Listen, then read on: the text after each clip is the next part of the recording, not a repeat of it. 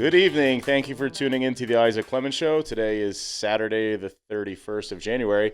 This is episode number 10. If you'd like to contact the show, you may do so by emailing us at the isacclemensshow@gmail.com. It's the same spelling as the podcast itself. Please give the show a follow in the Rumble app and click on the notification in the Rumble app so you don't miss a show. The last couple of episodes that were uploaded, some people did not get notifications. That was not on my end. That's some kind of internal computing error on the Rumble side, so I apologize for that. I did check off the box to send you the notification, and fingers crossed for next time. Tonight I'm joined by John Smaellie. John is the chairman of the Teton County, Idaho Fair Board. I admittedly know very little about the Fair Board or the rodeo grounds aside from being a spectator to the summer rodeo a few times. But John's going to help fill in some of those blank spaces and enlighten us. With all that being said, John, thank you for joining us tonight. Yeah, thanks for having me. So, I guess can you give us sort of an overview? So that everyone knows the fairgrounds exist, right? It's over there on the east side of the highway by the airport in Driggs.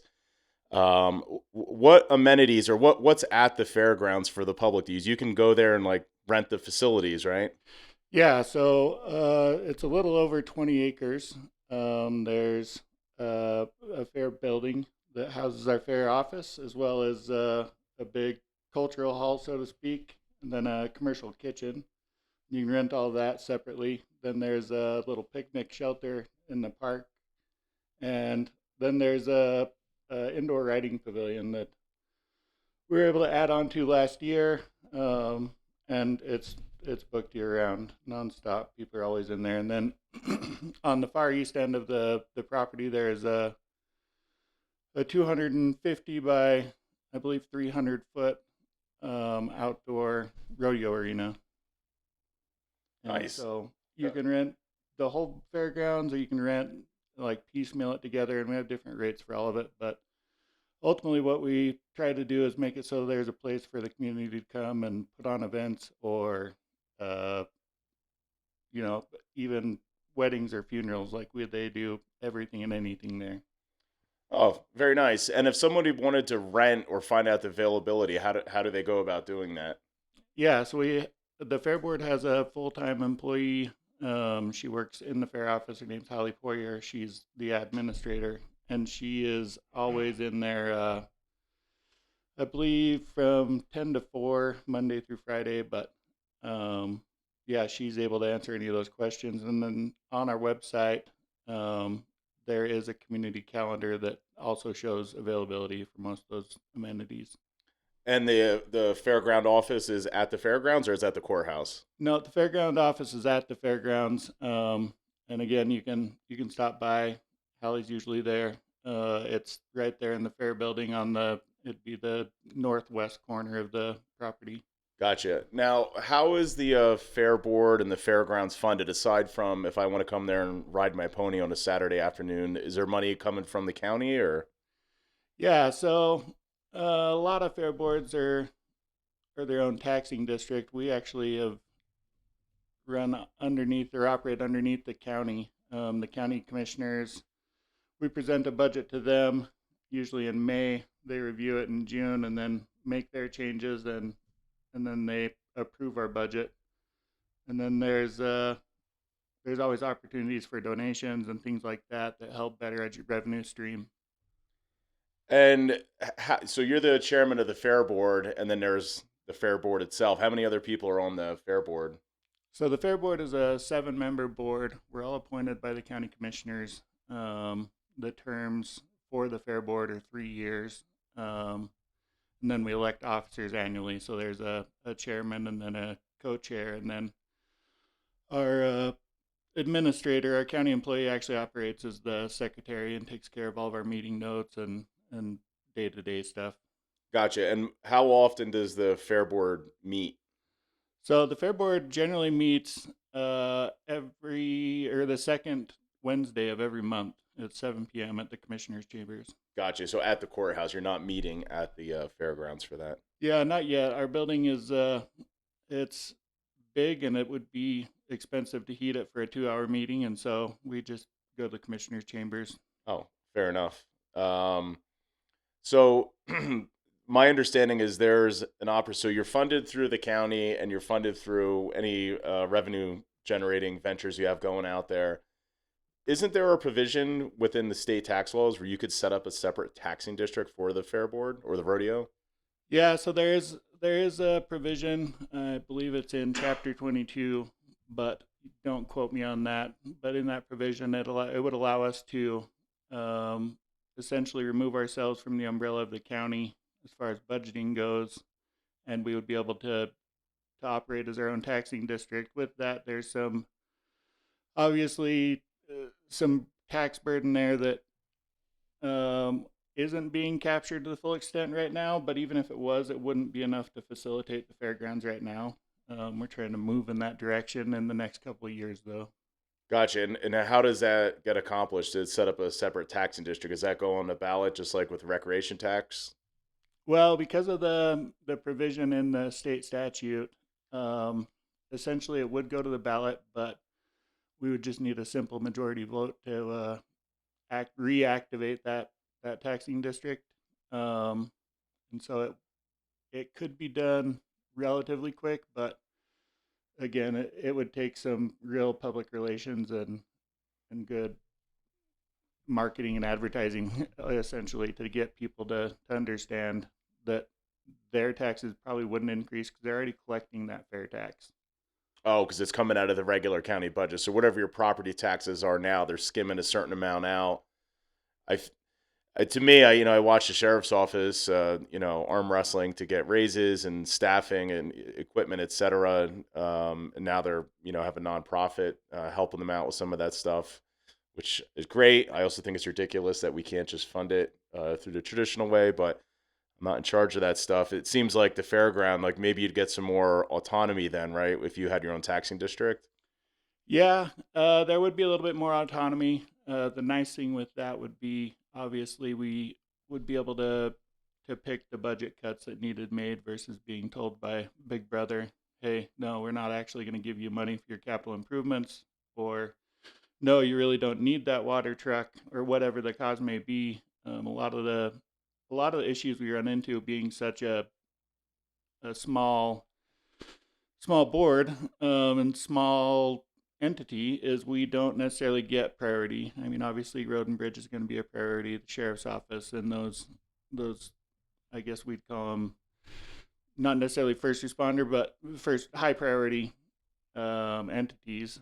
And so, if we had our own taxing district and we're operating under our own budget, we could actually use our capital where we see it necessary. Gotcha. It seems like there's some redundancy. If you have a fair board, and then the commissioners is the big brother, right? Yep. So yeah, so you guys have your own ideas, and then you have to kind of pitch it to them to and get them to sign off on it, right? Yeah, and that's the challenging part is they're not out there 12 months a year. I mean, they might come out once or twice a year, and when they do, they see what we're doing in that moment, and what you see when you go to the fairgrounds and the fair boards performing their duties is people making it work. The fair board as a whole, like we have, like I said, 7 members, and all of us have our own unique traits, but because all of us come from different walks of life, we have different tools and equipment that we're able to offer and let the fair board use at no cost to the county. And if we added that up, I I think it'd be a real eye opener to see how much money we as the fair board are actually putting into the fairgrounds annually. Gotcha. And what is the budget for that you get from the county?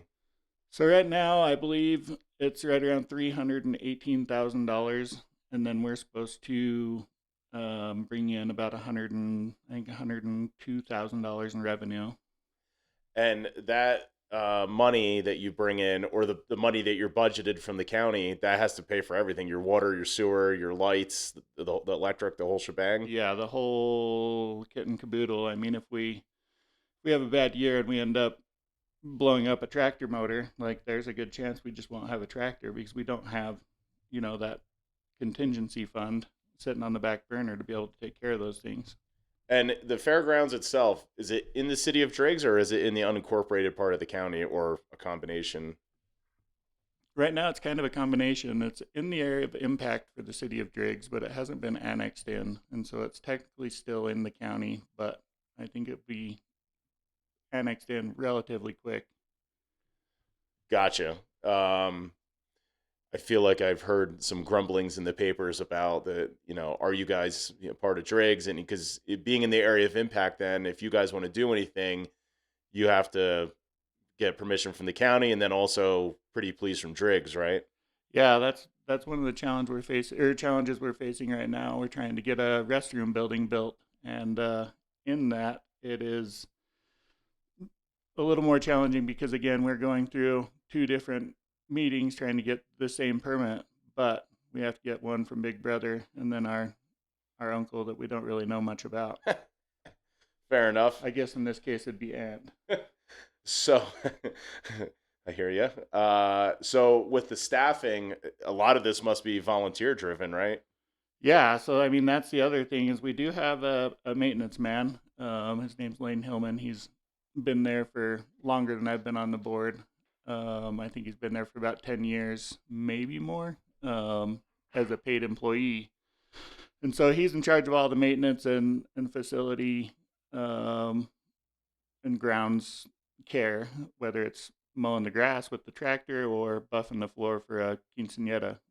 He's kind of the go-to. And then obviously we have our administrator, and then we have 7 volunteer board members. We don't collect a paycheck, and we volunteer all our time. Uh, and we just read at our handbook, and during Fair Week alone, there's a minimum of 30 hours that you have to donate to the fair. Are you guys always looking for volunteers aside from the board members, or is it just like during peak? Yeah, it's actually pretty wild. We always have something happening at the fairgrounds.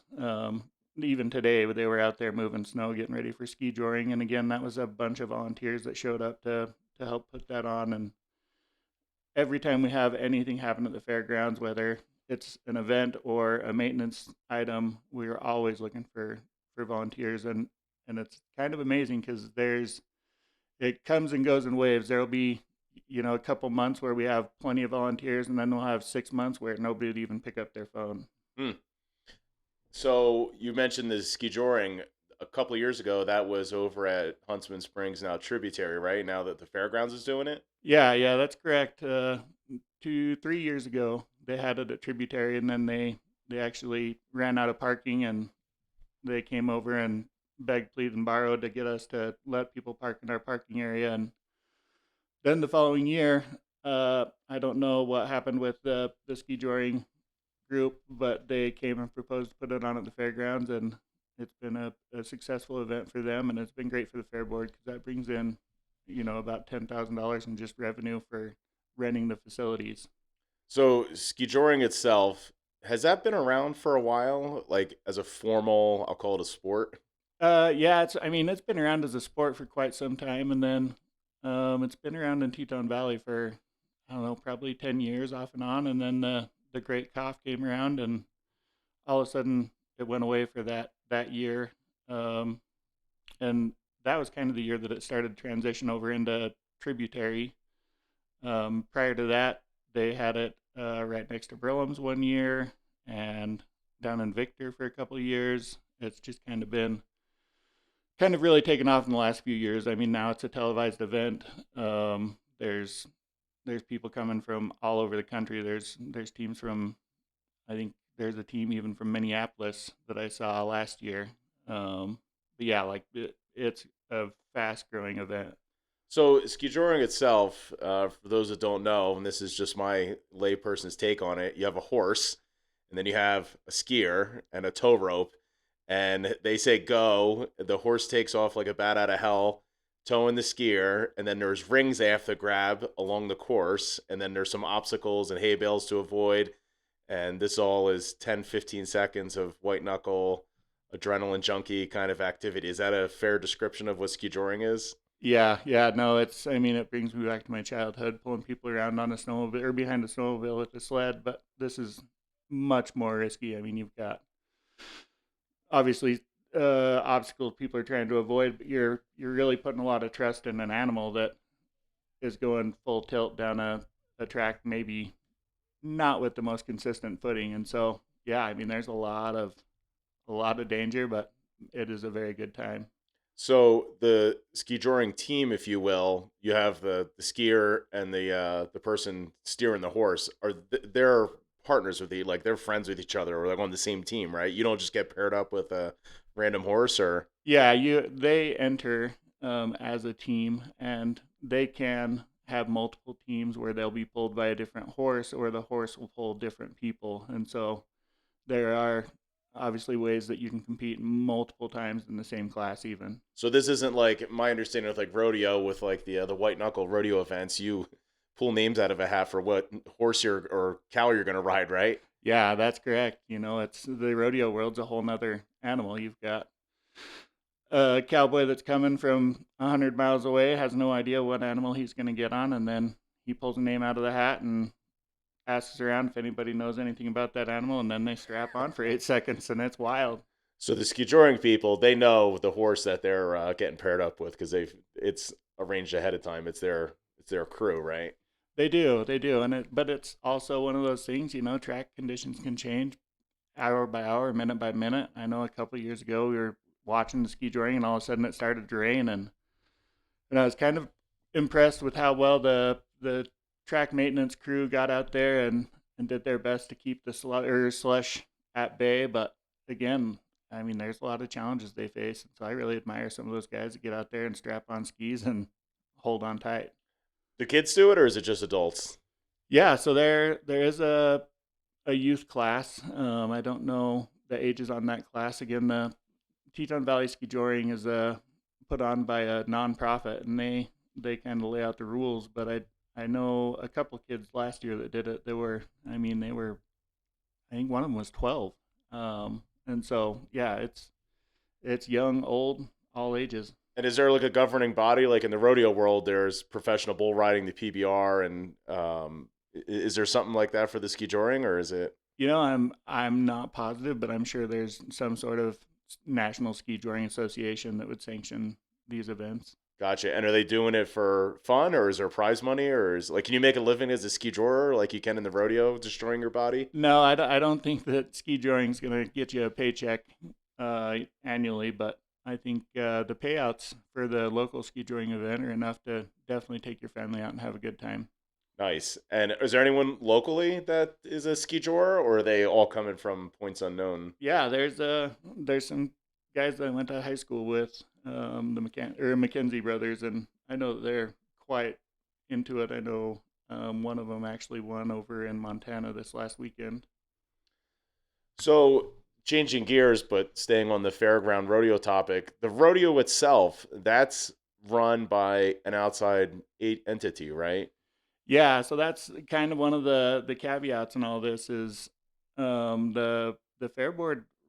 Aside from fair, we don't put on many events. We'll put on like a dinner and a dance, and we'll do a couple small odds and ends. But uh, the rodeo is actually put on by Teton Valley Rodeo Company, and they come and they put on a proposal or put in a proposal to rent the facilities for the Friday night, and then they give us a guaranteed minimum rodeos or minimum number of rodeos, and then after that, it's pretty hands free for us. Aside from watering the arena and trying to help facilitate animal footing and everything before the rodeo starts, it's pretty much all on them. So the rodeo itself, like there's people taking money for parking, and there's some food vendor action there. Are those fair board volunteers, or they're all part of the rodeo? No, they're all part of the rodeo. A couple of years ago, the fair board decided that we would use our food trailer and try to raise some extra money every Friday night and cook burgers and French fries and sling them out the trailer door. And it turned out to be pretty lucrative. But again, we as a fair board as a whole, we dedicate so much time that by the time we were done with the 10 rodeos that year, we were all just dragging. Gotcha. So there's the history museum there. That's not part of the fairgrounds, though, is it? Or No, no. What happened Savers? is a number of years ago, we ended up renting, or not renting, donating that land over to the museum. and then they built a museum there, and so that's their own entity, and I believe they're funded through a nonprofit, and then also get a very, very minimum county funding there too. Gotcha. Um, so with the rodeo itself, I've only been to the rodeo once or twice. There's a myriad of rodeo events, but will they ever have like bull riding there, or like the stuff that gets you like killed faster? Uh, yeah, I mean, outside of the rodeo, um, there's been a lot of interest as of lately to bring in a larger rodeo, as well as events like the bull riding, PBR, World Series of roping, all those things. They're coming down the pipe. We were able to get a donor to give us a new outdoor arena, to include panels, rough stock pens, bucking chutes, everything right down to the nuts and bolts to put it all together. And then they regraded our arena, try to put the slope back in it, because what people don't understand is when those animals are out there, they're actually pushing all the dirt out of the arena. And so all of a sudden you're left with a pit. And so anytime there's been a rainstorm for the last 5 years during any event out there, it's just soup sandwich. Oh, that makes sense, because as right, they're tearing up sort of the center real estate of the arena there, right? And then yeah, that makes sense. I never thought about that. So they have to go back and cut that in. Like, what's the material that's out there? Is it just dirt or? Yeah, so over the years, we've kind of been able to engineer our own sand design, through trial and error. And there's been a fair amount of error and a lot of trial. And we've actually kind of found the best footing for our area based on our climate and our rain patterns. And so there's some sand from out in St. Anthony at the sand dunes. We've got some crusher fines from the county pit. We've got a whole mixed bag in there. And anytime that we again have to regrade, it's risky, because below that sand, there's what we call a hard deck. And so if you ever get into that hard deck, you're pulling up big cobblestone and pit run, because it's kind of what holds the footing for the footing. Hmm. Interesting. Who would have thought? You just look at it as a spectator, like, oh yeah, there's some dirt out there, and like there's some engineering going on there. Yeah, yeah. Unfortunately, it's cowboy engineering. You can't really hire a footing engineer. Maybe you can, but there's not one in Teton Valley, I can tell you that. Right. It's tough not to go off topic here, but with where I grew up, all of the gravel and soil products are called something different than it's called here. So when we first moved out here, like, oh yeah, I want 2A modified. They're like, what's that? Yeah, yeah. No, even I work primarily in Jackson, and I can go over to Jackson and order a grade W, and then I come over here and order a grade W, and next thing I know, they're two different products. One's a recycled screened, and one's a crushed aggregate. Right. There's a lot of like local lore, it seems. So I could see, in with aggregate and dirt type materials, a lot of it's like, what do you have here? You go to other places in the country and the roads are red. Well, they have red rocks there, and they're not going to ship, even with firewood, right? We don't have oak here. We have, fir and pine. Yeah, yeah, no, I mean, you're paying top dollar to get somebody to bring you a load of mesquite to smoke meat, but you can't ship out enough pine right now. Right. So what about like 4-H and the FFA? Do they have a footprint out there, or are they just tenants, if you will, and rent as needed? Uh, yeah, that's kind of a unique situation. 4-H and FFA are both their own entities, obviously, but we do partner with them on just about everything. So we actually have a building that is primarily dedicated to 4-H storage, and then they just moved out a Connex and a shed, and then we built an archery backdrop on the east end of the property for 4-H, and so they definitely have a footprint out there. But as far as a rental or anything, we have an MOU with them that we try to get signed annually, and in that MOU, we pretty much just pass the buck and don't charge them anything outside of, obviously, if they use one of our facilities and it's one of our I guess frontline utilities, or we'll just use the food trailer for example. It's easiest. So when they've used the food trailer in the past, when they're done, we do charge them a cleaning fee, because we do pay a cleaner to come in and keep that food trailer nice. And so outside of that, though, very little money exchanges hands. Gotcha. And I know there are places in the country where they have livestock auctions. Do we ever have anything like that here, aside from like the annual fair? Like, is there ever like a hey, I want to buy a stray goat, or I want to buy a cow? Do we ever do that here? Or? We don't do that right now. That's something that I've been talking with some people with and trying to get them to bring in either a higher end horse auction, or even just a regional beef auction would be pretty cool for the people to come watch and see. I don't know if you've ever actually been to a livestock auction, but Oh. you as you sit there, you learn kind of the ins and outs of the cattle industry as they talk about some of the cattle that come in through the chutes and through the gates, and kind of learn a little bit more about their composure and their build and what a producer is actually looking at.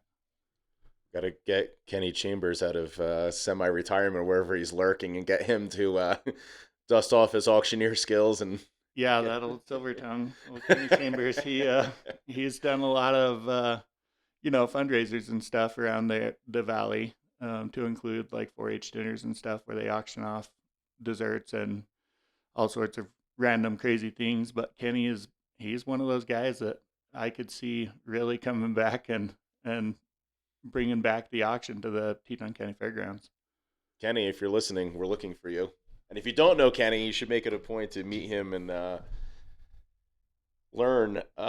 So in the rodeo world, just to throw a curveball at you here, you have these groups like PETA and these other animal rights groups. Have they ever tried coming here? And I mean, let's face it, Teton County is increasingly, a darker shade of purple every day, trending blue. Like, has anyone ever tried, like, protest the new thing here? They ever like lock the gates? And they've never protested or locked the gates, but there are some events that definitely trigger some people. And for the most part, if they call the fair board office and ask, we're able to pass that phone call along to the rodeo company. But we're also able to educate them a little bit that outside of the bull riding event, almost every event you see in a rodeo is something that somebody does on their ranch every year to either doctor a cow or calf, or brand them. There's a lot of misnomers out there that people are just out there abusing animals, and all these cowboys, they abuse those animals. But those animals out there in that arena, they are the best of the best, but they're also treated the best. They have an 8-second per week job, and they go back home and they are treated better than any other cow, calf, sheep, goat, whatever the animal is. They are some farmers' pride and joy. Right, they're not stuck on a feedlot and hamburger 6 weeks later, I guess, right? Right. It's that's a great point. I mean, the rodeo competition that we watch on TV or watch in person now, it's an outgrowth of spirited competition amongst cattlemen and ranchers, right? I mean, like you said, every event there has some kind of practical application. Maybe people that protest crowd doesn't realize when they're out there, lassoing a calf or whatever. How else do you get a hold of? Have you ever tried chasing a cow down under 500 acres? They don't just come to you like a cat or a dog. Right. No, and I think that's the most incredible part. It's a bunch of cowboys were probably sitting in a pasture somewhere, and one said, "Oh, I could have done that a lot faster," and somebody said, "Prove it." And so out came an event like team roping. Very interesting. So the elephant in the room, I'll call it the Fairgate controversy. I know very little about this. There's some, hooting and hollering on Facebook and social media about it.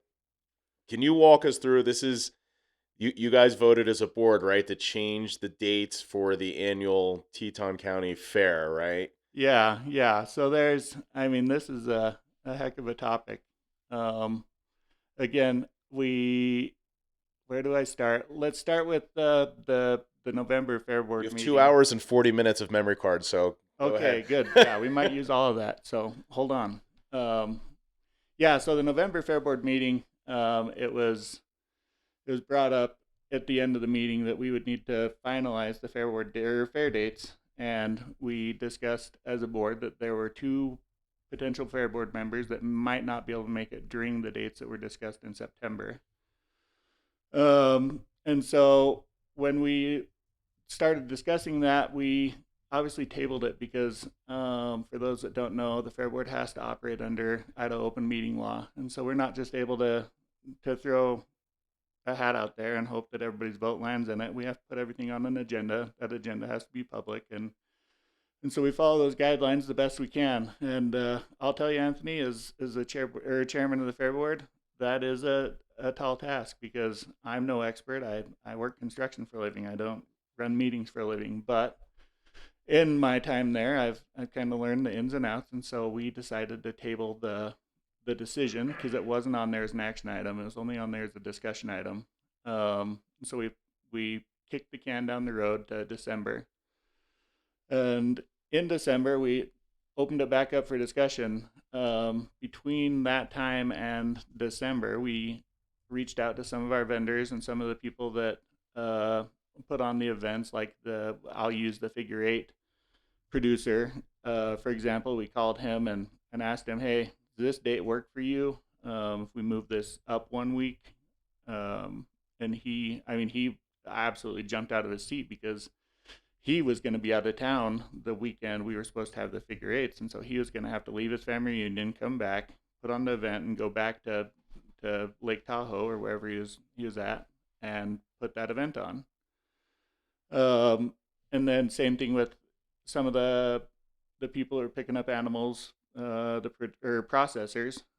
We're picking up animals from the sale. They also kind of echoed that same thing, like, man, this is actually going to take a burden off us. It's going to be easier. It's going to be better. And so we moved into the December meeting with that knowledge, and the board discussed it in detail. And then in that same meeting, they asked several people in that meeting if it was possible.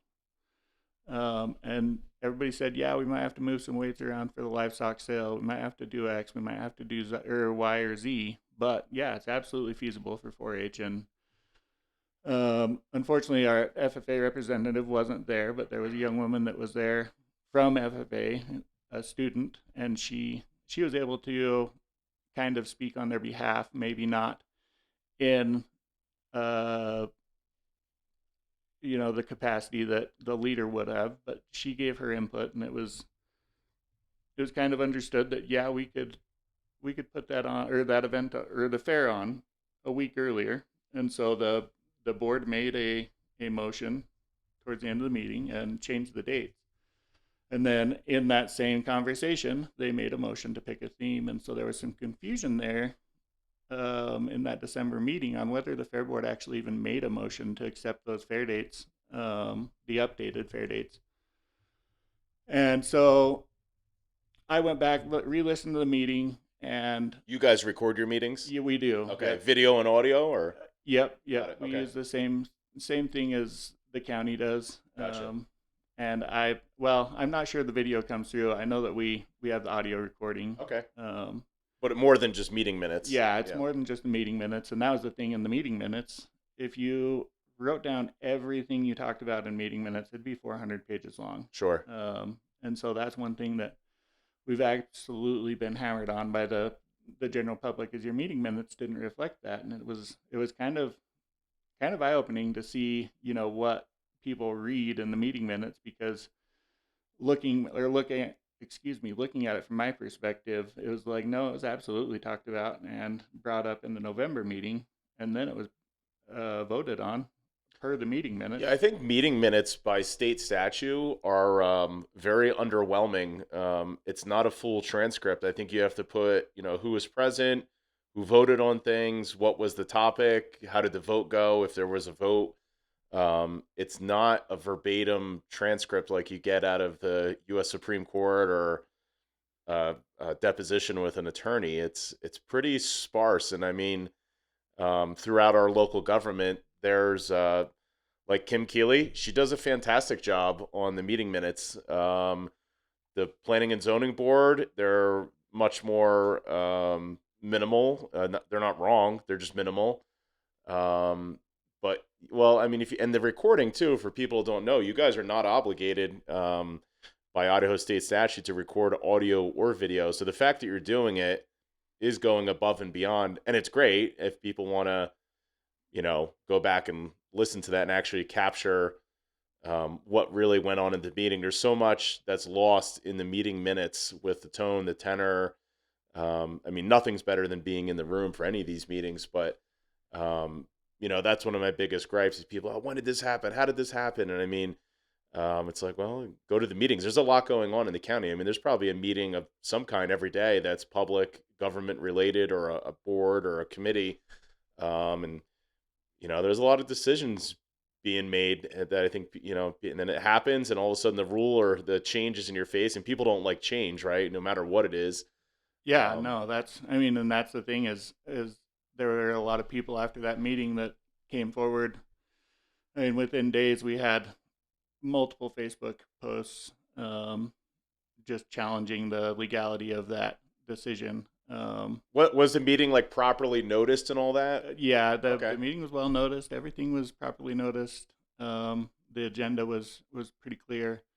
And again, on agendas, you aren't required to go into detail on what that topic is.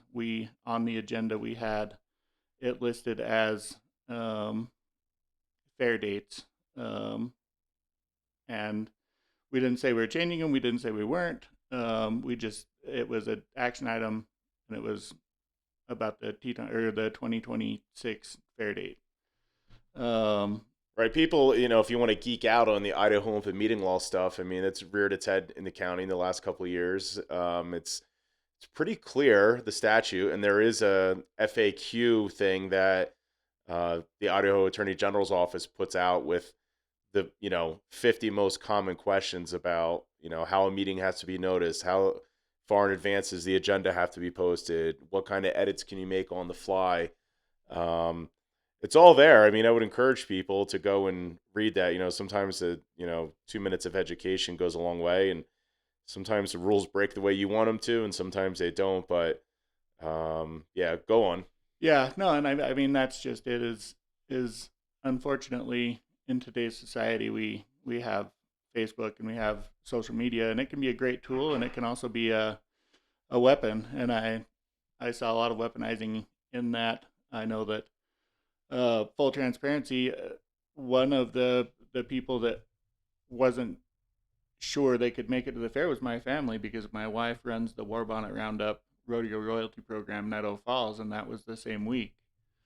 However, and I echo this now, and I'll say it probably 100 more times before fair, my wife and I, we go separate ways all the time, and we're able to facilitate multiple things, and so it wasn't a true conflict. One of the biggest things is a 7-person fair board. When you're putting on a fair, it requires 7 people. There's a lot of heavy lifting. We organize, we put on all the events. We do pay producers for some of the events, but in order to prep for those events, there's moving panels. Sometimes it's regrading the arena. There's a lot of different things that require all hands on deck. And so if 2 people, 66% of your force or workforce is gone, it's kind of dramatic. And so even if we were just sticking to that narrative, that in and of itself goes against our mission to promote and put on a successful fair. But we'll get off that little soapbox and keep moving forward with kind of the timeline of things. So we were, after that meeting, John Q. Public, we'll call it, got on Facebook and questioned everything. This is how this happened. I can't believe they did that without public input. They didn't tell the public, and again, it was on the agenda. People weren't paying attention, and I'm sorry that people don't look at the agenda. But again, we put it out there so that people could comment and come make public comment. How many people go to these meetings normally? I mean, my experience, most government meetings here, the room there are empty. Yeah, it's very empty. There's 2 people from 4-H, 1 person from 4-H, and then if there's somebody who has a request to use the grounds that is a little bit outside of our normal usage, they will come. But for the most part, there's 3 or 4 people in the audience, and usually they have something to discuss on the agenda. So do you guys take public comment at your meetings normally? Or? We do, yeah. We keep the very beginning of our meeting, after we go through our meeting minutes and our financial status, we opened it up public comment, and people have 3 minutes to come talk. And again, we try to give everybody time, and very rarely do we get somebody come in from the public that has an opinion or has a concern. Right. I think, I mean, correct me if I'm wrong, you guys don't have to accept any public comment unless there's some kind of public hearing, right? Right. No. So the only thing that we ever really would need public comment on is when we update our rates and fees, and then the county, we give those rates to the county, and the county owns or holds a public comment for that rate change. But outside of that, Right. And I think that applies to pretty much everything in Idaho government, right down to, the lowliest of boards. There's no obligation for them to accept public comment, or it's not mandatory. I mean, again, unless it's a public hearing, usually a zoning or planning type issue, is where we see it a lot here. But um, yeah, I mean, that kind of burns me because, where was the public? And we just went through this with the juvenile curfew yeah, ordinances, and it's like, listen, we elect leaders in this country. We have a representative type of government, and you vet your candidates. They run. They may or may not have a platform or an agenda when they run, and we vote them into office, and you're entrusting them to make these decisions. So I've seen that. My personal opinion at like the county level, it's whoever submits the most comments gets the vote in their favor, and it's like, no, no, no, no. We voted for people that ran under a certain platform or maybe a party affiliation to go forth and conquer. It's not a game of, I collected more signatures. yeah, no, and that's the biggest thing that I wish people would understand is we are trying to be transparent, and in that we offer public comment so that we can get people's opinion. But we were appointed by the county commissioners, and nowhere in our our handbook or our guidelines does it say we have to have that public comment. We offer that as a community service so that we can understand what people want. And I assume you had the votes to change the dates. Yeah, yeah, it was unanimous. Oh, okay. People did question whether I should have voted because I had a conflict of interest, but again, from my point of view, I didn't have a conflict of interest because no matter what, I was going to be at the fair, whether it was changed or not. And so, yes, I did cast my vote, and then the second time we voted, a little later down the road in the story, I did recuse myself. But yeah, so we'll just jump back to the Facebook post. We started getting calls from people in the county asking for the meeting minutes and asking for the recording, and so yeah, we freely distribute that. We stick to the law as far as public record requests, and again, we don't have anything that we're trying to hide. It's 7 people doing the best they can, and we handed all that information out, and then that following meeting, it was I think the 10th of January. We were asked by a lot of members of the public during public comment to maybe revisit this and hear the youth speak and hear the producers speak, and so the fair board, trying to be fair, we said, okay, again, it's not on our agenda to make any decision today. So what we'll do is we'll have an open or a special meeting, and we invite everybody, come plead your case. And so in January, we held a special meeting on the 24th to facilitate that.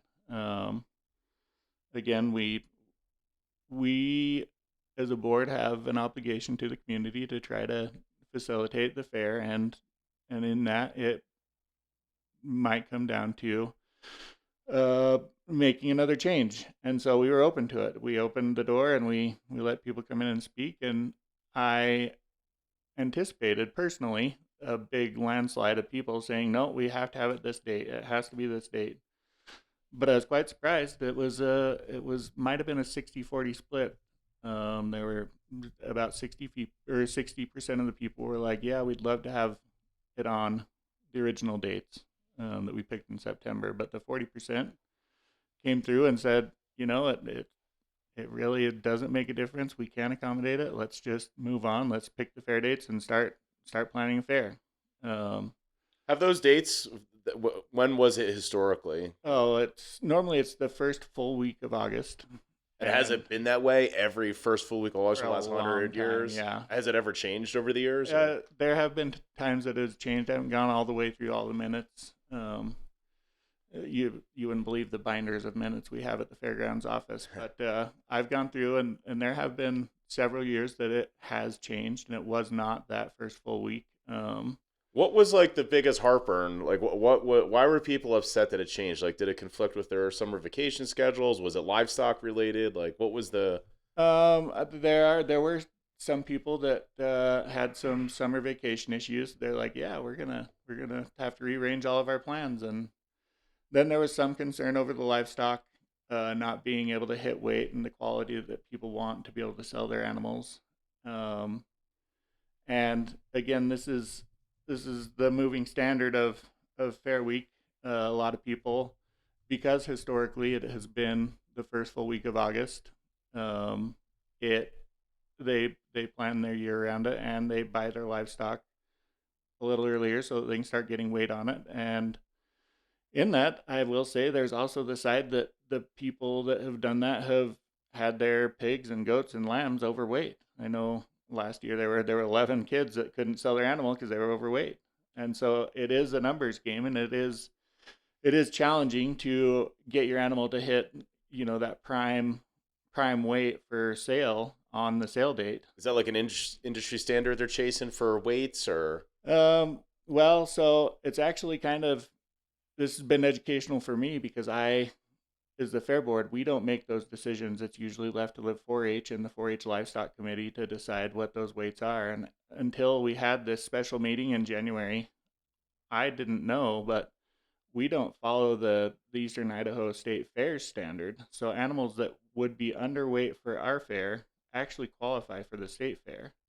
Gotcha. And so it's like, well, hold on, why are we can bump those weights down a little bit and still fall within the qualifiers for the state fair. So why wouldn't we be doing that? But again, I think a lot of it probably comes down to those overweight animals, because if you bump the weight down, I'm sure the maximum comes down too. Got to get the Ozempic out. Yeah. Jenny Craig. I always thought, I didn't grow up in the fair world or, livestock raising, but I always thought it was the best looking animal, the healthy animal, the one that's taken care of, etc. I didn't realize there was such strict.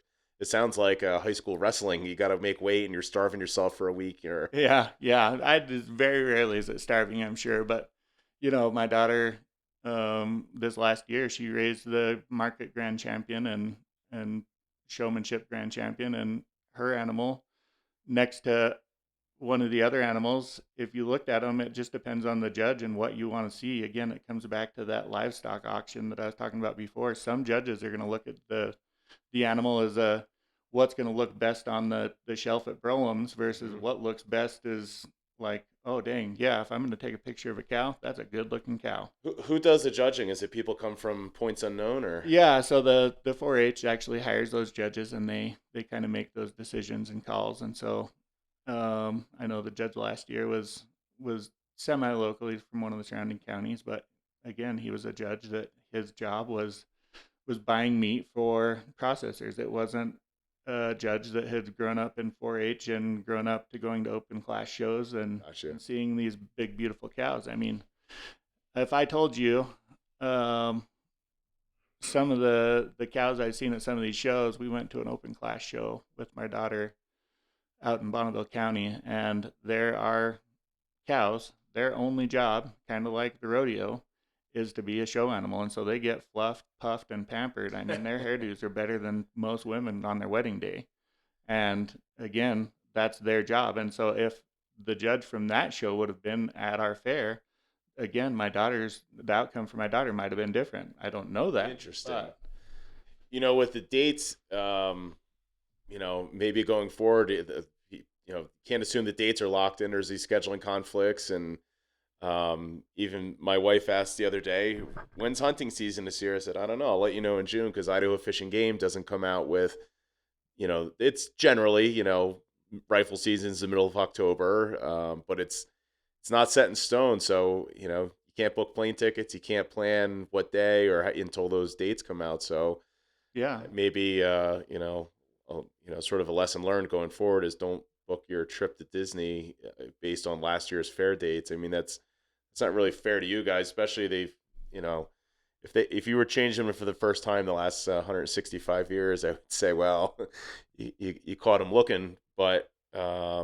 wasn't there some kind of Targi music conflict or? Yeah. That's another one of the things that conflicted with the original dates. And so for as long as I've been on the fair board, we've been trying to get food vendors and other vendors to come to the fair so that people who are coming to watch the evening events or the daytime events or the livestock shows actually have options for food versus, whoever is occupying the food trailer or the kitchen at the fairgrounds.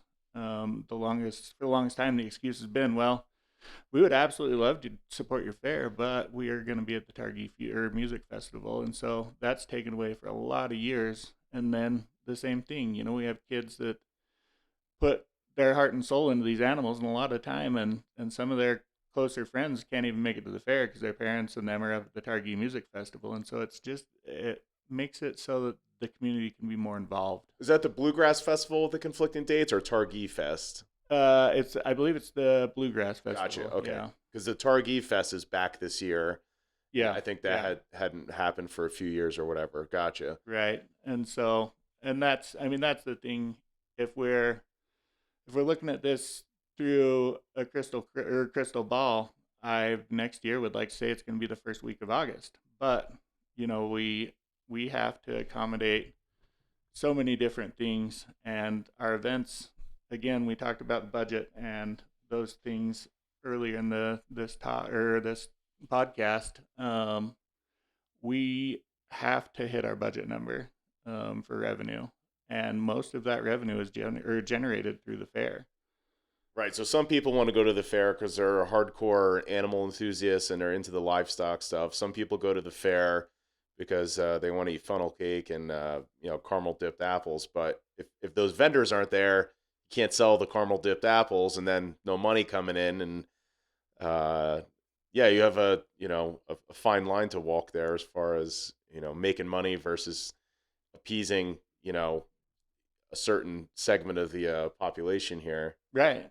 And again, I think that was the caveat when we made the final decision. And again, it wasn't an easy decision. We all felt a lot of pressure from the community and from the people that spoke in the meeting. We had to look at it from how can we produce a successful fair with the knowledge that we have. At this point, we know we're going to be missing over half of our revenue stream if we decide that we're going back to the other date, because at this point we aren't sure we're putting on a figure eight race.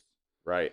And so when we take away something that brings in that much revenue, we've got to find more money, and we already solicit donors and do those things. But again, as I've found through the other things that I do in the community, people aren't opening their checkbooks as much right now. I think it's right. It's kind of becoming a little bit telling as far as where our economic status as a community is as a whole, because before you walk in and say, hey, I'm John with the fair, I've got these 4 different options, and people are like, okay, well, sign me up at the first one, we'll figure it out in the end. And gotcha.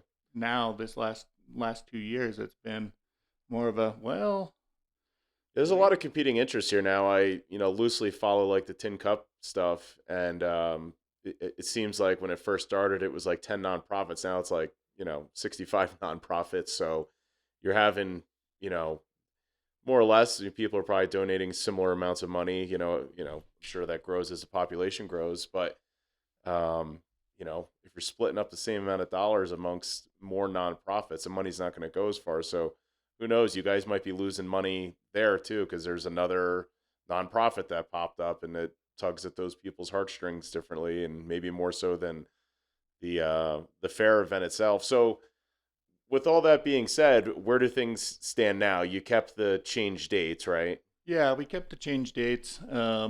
Again, a lot of those people that were there for public comment, I shouldn't say a lot of them. We had 6 or 8, which was quite surprising. But Um, those people that were there for public comment, we heard their side and we weighed out the odds. And again, me and the other fair board member that had another obligation did recuse ourselves because trying to be clear and transparent, but the board as a whole decided that the best way to put on a successful fair was to keep those dates. And so in their decision, they agreed to keep those fair dates, and um, that's where it stands. We've had Was that a unanimous vote amongst the voting members then? it was Okay. yeah, and it was unanimous the first time as well, and that's the caveat in all of this is I, as the chairman, cannot make the decision myself. Right. One of the board members can't make the decision themselves. That's why we have the 7 people, and it's because we try to represent every demographic. I mean, it's wild if you think about the fair board and what fairgrounds historically represent. It's cowboys and the Western heritage and agriculture, and we actually have some board members that weren't raised with that background. We have an engineer, and she was never in 4-H, never was really involved in fair stuff, but she's one of our biggest assets. Hmm. And so it takes 7 different people, and when they make a decision, it's a board decision, and even if it's not unanimous, everybody supports the decision in the end, and that's kind of what we've tried getting the public or general public to understand is while they might not see it right now, but in the future, if you give us the chance, you'll understand why. And is this to the point with the vitriol that's out there now, to the point where people are putting in their applications to be on the fair board, or is it just like they're going to take their lumps and move on? I mean, I hate to see something. The fair is usually something that brings the community together, as does the rodeo and everything else you have going on there. Um, There have only been 2 people that have asked me to resign, and I took that on the chin, and you've got to be thick-skinned, but we haven't had a major influx of people wanting to jump on the fair board, and that's kind of one of the things that's really really gets under my skin is we all have an opinion, and right, wrong, or indifferent, like, you want to see a difference, jump in, make a difference. I joined the fair board because I drove by and saw a fairgrounds that was being underutilized, and I was like, well, I'm not going to complain about it. I'm just going to go fix it. And so here I am now. And so, I mean, I encourage everybody and everybody that wants to come volunteer, come sit through a fair board meeting, come introduce yourself to us. We again, we need the help, and we want to get to know everybody. do you think the future meetings will be standing room only, or?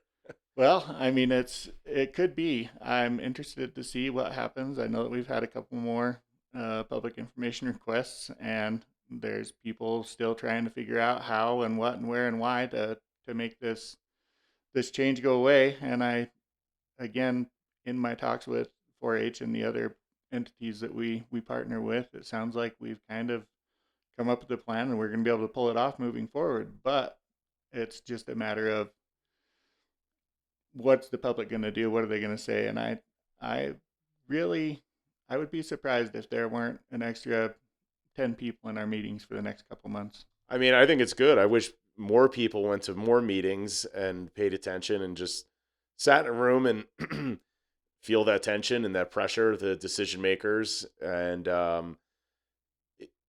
learned and see the deliberation process. Again, back to the meeting minutes. A written transcript with bare minimum stuff doesn't really tell the whole story of what goes on in these meetings. Um, yeah. So what about the year after? Is it going to be up for debate again, or you like? Yeah, I mean, so I guess there's one small part that we have left out is the Jackson Fair is usually the last full week in July, and historically, because of that arrangement, we always fall right on the heels of the Teton County Wyoming Fair.